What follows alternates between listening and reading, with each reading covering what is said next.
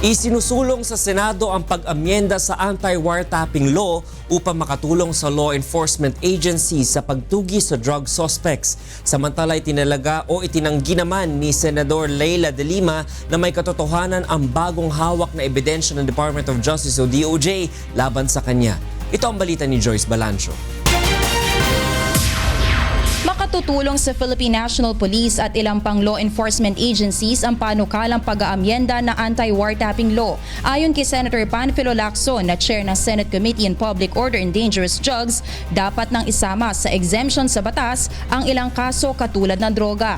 Sa ngayon, mga kaso lamang na may kaugnayan sa national security katulad ng sedition, rebellion at inciting to sedition ang maaaring gamitan ng wiretapping. Sa kabila ng kaliwat kanang raid ng Oplan Galugad sa National Bilibid Prisons, nakakapuslit pa rin ng communication gadgets ang mga drug lords kaya't nagpapatuloy ang kanilang operasyon sa droga. We're not in any way capable of intercepting electronic communication. No, sir. I wish we had that capability. Wala din po, sir. Hindi naman naniniwala si Senator Lacson dito. Aniya bilang dating hepe ng Philippine National Police noong panahon pa ni dating President Joseph Estrada, alam niya ang kapasidad ng mga gamit ng Philippine National Police. Alam ko, there are available equipment, tracking equipment, monitoring equipment, merong available. Whether or not nakapag-procure sila, whether through the procurement law or through other means. Sumasang-ayon naman si Senator Leila De Lima na maamyenda ang batas. I agree that we should consider relaxing the rules or the law of the anti-wiretapping law insofar as convicts are concerned. Because they have no business really having communication gadgets while inside the Philippines. Pati ito ay sinasang-ayunan din ng Philippine National Police. Pagaman sang-ayon siya sa pag-aamyenda na batas, ayon kay Senator Leila De Lima, hindi dapat magamit ang wiretapping sa pang-aabuso at paglabag sa right to privacy ng mga individual. Kasi inulit na naman nila, noon sinasabi na nila yan, and then inulit na naman nila, oh, sigurado yung cellphones mo tapped or bugged. Sabi ko, wala akong pakialam. Who's violating the law here? Who's violating my rights, especially my right to privacy?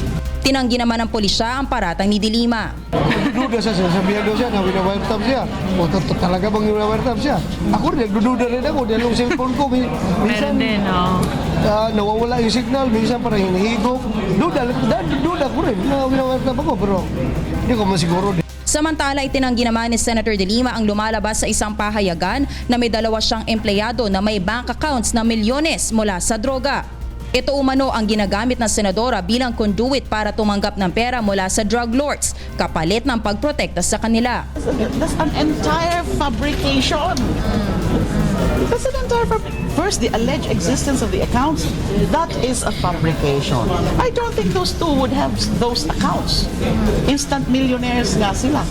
Kinumpirma naman ni Department of Justice Secretary Vitaliano Aguirre na may hawak silang bagong ebidensya, ngunit pinag-aaralan pa nila ito. Tapos yung investigation namin. So, tingnan natin kung paano malilink man yan sa kanya o hindi. There's several persons sa NBP na at least no less than 6. Nananawagan naman ang senadora na maging patas ang DOJ at NBI sa paghawak ng mga ito. Ang appeal ko kay Secretary Aguirre, sa Director, sa NBI, wag naman po kayong magpagamit. Alam ko naman na matitino naman po kayo mga opisyal, the DOJ Secretary and the NBI Director. Wag na po kayong maging party to any perjury or to subornation of perjury.